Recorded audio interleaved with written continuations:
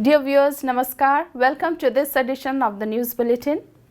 In view of the prevalent COVID conditions, you are requested to adhere to the COVID appropriate behaviors like wearing masks properly, washing hands frequently, maintaining social distancing and avoiding crowded places.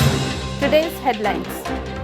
Union Steel Minister calls for enhancing production of quality steel. One-day seminar on the PLI scheme for specialty held.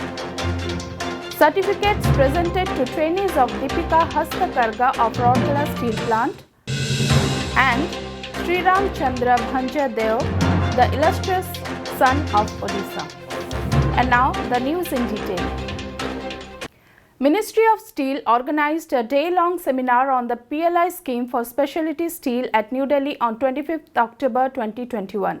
The objective of the seminar was to provide a platform for the stakeholders for brainstorming key features of the PLI scheme to leverage the opportunities and resolve the challenges that the industry may foresee. The seminar was organized along with Mecon Limited, FICCI and Invest India. Union Minister of Steel Mr. Ramchandra Prasad Singh presided over the seminar and Minister of State for Steel Mr. Fagan Singh Kulaste delivered special address on the occasion. Mr. Pradeep Kumar Tripathi, Secretary Steel and other senior officials from the Ministry of Steel were also present. Recalling his recent successful visit to Russia, Mr. Ramchandra Prasad Singh said that India also should have a center of excellence in the field of research to further enhance production of quality steel and reduce dependence on imports as a nation. The minister also stressed on the importance of reducing carbon footprint while enhancing steel production. Mr. Singh mentioned that the vision of PLI is one step wherein we can reduce our dependence on import and move towards Atmanirbhar Bharat. The minister further said that there is huge scope for import substitution and export. The Minister of State for Steel and Rural Development, Mr. Fagan Singh Kulaste, said that the objective of the government is Make in India Atmanirbhar Bharat. The scheme shall boost the production in specialty steel, which will lead to employment generation. The Secretary Steel, Mr. Pradeep Kumar Tripathi, said, "We hope to increase the production of specialty steel from 18 million ton to 42 million ton in the next 5 years through this scheme. Our aim is to improve cost competitiveness of steel sector."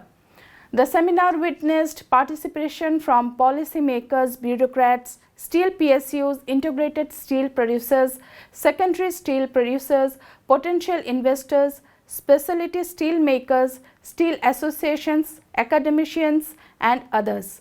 Mr. Vikram Misri, Indian Ambassador to People's Republic of China, also addressed the gathering virtually. Mr. Salil Kumar, CMD, Mecon, briefed the importance of PLI scheme and introduced the booklet on PLI scheme. FICCI's Vice President and Managing Director, Indian Metals and Ferroalloys Limited, Mr. Subrakant Panda, spoke about industry's perspective.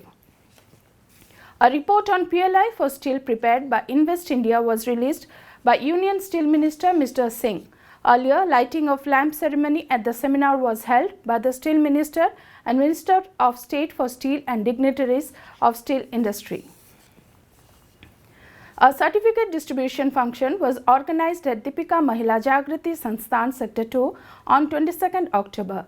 Dr. Mrs. Sumita Samal, Vice President DMS, presided over the function and handed over the certificates to 6 students of the 8th batch who have successfully completed the handloom training at Hastakarga unit of Deepika Mahila Jagriti Sansthan successfully. Present on the occasion were Ms. Munmun Mitra, GM in charge CSR, Mr. D. Pradhan, DGM CSR, Ms. Namita Mohapatra, Secretary DMS and members of governing body of DMS. The trainers and staff of the institutions were also present.